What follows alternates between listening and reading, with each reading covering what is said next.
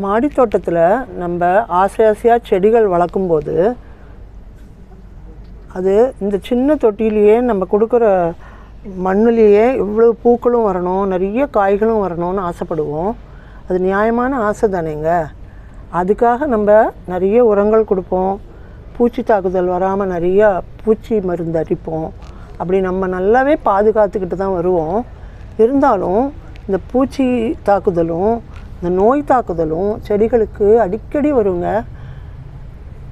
அந்த மாதிரி நோய் தாக்குதல் வர்றதுக்கு காரணங்கள் பலதும் இருக்குது.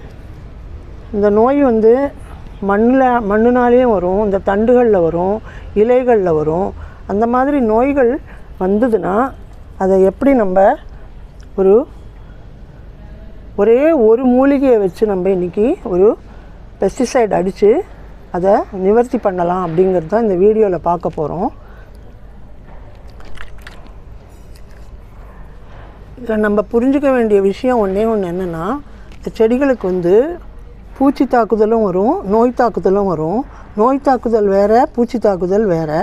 ஸோ நோய் தாக்குதல் ஏற்கனவே சொன்ன மாதிரி மண்ணுனாலேயும் வரும், மண்ணுக்குள்ளேயும் வரும், தண்டில் வரும், இலைகளில் வரும், பூச்சியும் தாக்கும்.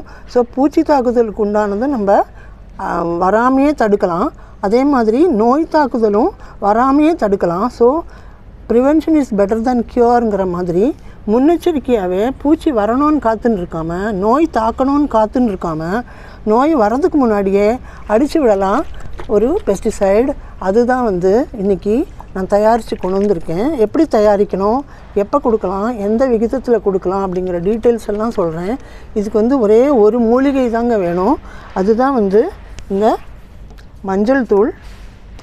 இப்போ நான் 2 இன்க்ரீடியண்ட் எடுத்திருக்கேன். ஒன்று மஞ்சள் தூள், இன்னொன்று நம்ம கிச்சனில் யூஸ் பண்ணுற குக்கிங் சோடா. இது ஆப்ப சோடா. இது ரெண்டையுமே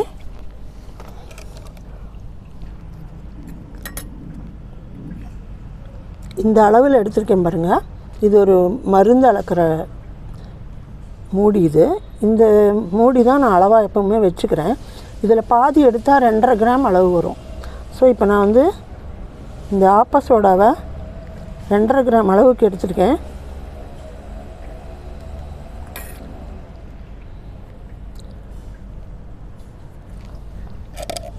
இதில் போட்டுக்கிறேன்.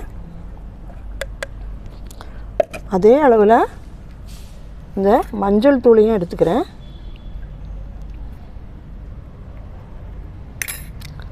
இதுவும் 2.5 கிராம் எடுத்துருக்கேன். அதையும் இதில் போட்டுக்கிறேன். இப்போ இது நான் 1 லிட்டருக்காக நான் தயாரிக்கிற அளவுங்க.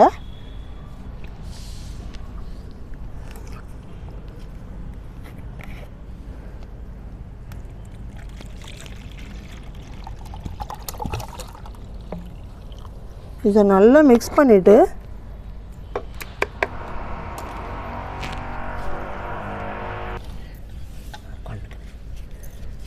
இதை நல்லா கலந்து விட்டுக்கோங்க. இது ஒரு சயின்டிஃபிக்காக ப்ரூவான ஒரு மருந்து. இது செடிகளில் வர நோய் தாக்குதலுக்கு உண்டான ஒரு இயற்கையான மருந்து. இது சயின்டிஃபிக்காக ப்ரூவ் ஆனது. அதனால் இதை எல்லாருமே தைரியமாக யூஸ் பண்ணுங்கள். எந்த நோயும் வராது. நோய் வந்தப்புறம்தான் நம்ம அதை ஒழிக்கணும்னு இல்லை. நோய் வர்றதுக்கு முன்னாடியே செடிகளை காப்பாற்றினாதான் நமக்கும் நல்லது, செடிகளுக்கும் நல்லது. நோய் வந்தப்புறம் நம்ம அதை ஒழிக்கிறது ரொம்ப கஷ்டம். மோஸ்ட்லி செடியே பட்டு போயிடும். அதனால் இந்த கலவையை நீங்கள் கலந்து, இது ரொம்ப சிம்பிளான ஒரு சொல்யூஷன். நம்ம வீட்டிலே இருக்கிற மஞ்சத்தூளையும் சோடாவையும் குக்கிங் சோடாவையும் எடுத்து நம்ம ஈஸியாக இந்த மருந்தை தயாரிக்கலாம். இதை 15 நாளைக்கு ஒரு தடவை நீங்கள் ஸ்ப்ரேயரில் எல்லா செடிகளுக்கும் அடித்து விடலாம். காய் செடி, பூச்செடி, பழச்செடி எல்லாத்துக்கும் அடித்து விடலாம். தண்டு பகுதியில் அடிங்க, இலைக்கு அடியில் அடிங்க, மேலெல்லாமும் நல்லா நனையிற மாதிரி தெளித்து விடுங்க. இப்போ இதில் நான் ஸ்ப்ரேயரில் அடித்து காட்டுறேன்.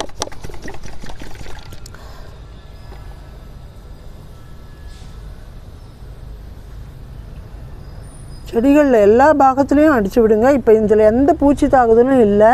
ஆனாலும் நான் 15 நாளைக்கு ஒரு தடவை, இது ரொம்ப சிம்பிளான விஷயங்கிறதுனால ஈஸியாக ப்ரிப்பேர் பண்ணி எல்லா செடிகளுக்கும் நான் கொடுக்குற வழக்கம்.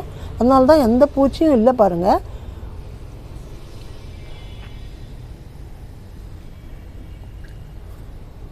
இதே மாதிரி நீங்கள் இதை வந்து மண்ணுக்கும் ஊற்றலாம். இப்போ மண்ணுக்கு ஊற்றுறதா இருந்தால் உங்களுக்கு இதோட ரேஷியோவில் இந்த மஞ்சள் தூள் மட்டும் நீங்கள் 5 கிராமாக எடுத்துக்கோங்க, டபுள் எடுத்துக்கணும். அவ்வளோதான் இதில் டிஃப்ரென்ஸு. அதே மாதிரி ஒருவேளை நீங்கள் பூச்சி இது நோய் தாக்குதல் இருக்குது அப்படின்னா, நோய் தாக்குதல் இருந்ததுன்னா நீங்கள் 5 கிராம் மஞ்சத்தூளை கலந்து கான்சன்ட்ரேட்டடாக பண்ணி 1 லிட்டர் தண்ணியில் கலந்து நீங்கள் மண்ணுக்கு ஊற்றி விடலாம். ஸோ மண்ணுக்கு ஊற்றும்போது 5 கிராம் மஞ்சத்தூள் எடுத்துக்கோங்க.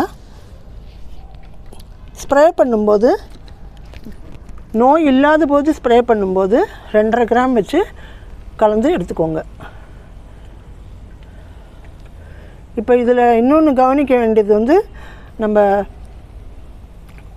எல்லோரும் என்ன சொல்கிறாங்கன்னா, நான் நிறைய தடவை பூச்சி தாக்குதலுக்கும் நோய் தாக்குதலுக்கும் மருந்து அடிச்சுட்டே தான் இருக்கேன், ஆனாலும் திரும்ப திரும்ப வருது அப்படின்னு சொல்கிறாங்க. அதுக்கு என்ன காரணம் அப்படின்னா, பூச்சிகளுக்கும் ரெசிஸ்டன்ஸ் பவர் இருக்கும், நோய் எதிர்ப்பு சக்தி வந்துடும்.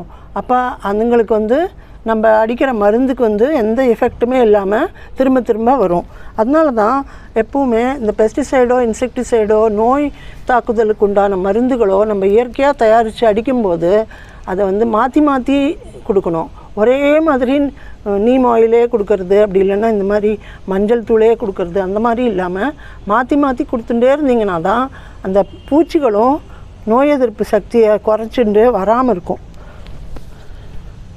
ஸோ இந்த ரொம்ப சிம்பிளாக ஈஸியாக வீட்லேயே ப்ரிப்பேர் பண்ணி நீங்கள் 15 நாளைக்கு ஒரு தடவை அடிக்கலாம். நோய் வந்திருக்குன்னா வாரத்துக்கு ஒரு தடவையே நீங்கள் அடித்து விடுங்க. அப்போ தான் அது சரியாகும். இலைகள், தண்டுகள், வேர் பகுதி எல்லாத்துக்குமே அடித்து விடுங்க.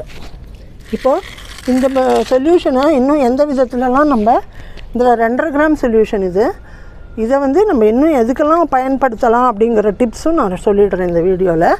ஒன்று இந்த மாதிரி விதைகள் நீங்கள் விதைக்கிறதுக்கு முன்னாடி விதை நேர்த்தி செய்கிறதுக்கு இதில் போட்டு ஒரு 4 hours to 5 hours வச்சுருந்தீங்கன்னா நல்லா ஊறி இந்த விதைகள்லாம் நோய் எதிர்ப்பு சக்தியோட நல்ல செடியாக வளரும். வேர்களும் நோய் தாக்குதல் இல்லாமல் நல்லா வளரும். இந்த மாதிரி எந்த விதையாக இருந்தாலும் நீங்கள் போடலாம். வெண்டைக்காய் இதெல்லாம் நான் சாம்பிளுக்காக எடுத்து வச்சுருக்கேன். அதே மாதிரி செடி நடுறதுக்கு முன்னாடி இப்போது செடியை வேர் பிடிச்ச செடியை நம்ம ரீபாட் பண்ணுவோம் இல்லையா, இது செம்பருத்தி கட்டிங்ஸ் மூலமாக வளர்த்துருக்கேன். இதை நான் இப்போ இந்த பாட்டில் நட்டுக்க போகிறேன். அதுக்கு முன்னாடி நான் இந்த சொல்யூஷனில் ஒரு 4 hours போட்டு வச்சுருந்துருக்கேன். அப்போ என்ன ஆகும்னா இந்த வேரில் நோய் தாக்குதல் இல்லாமல் இருக்கும், இந்த செடியும் நல்லா செழிப்பாக வளரும்.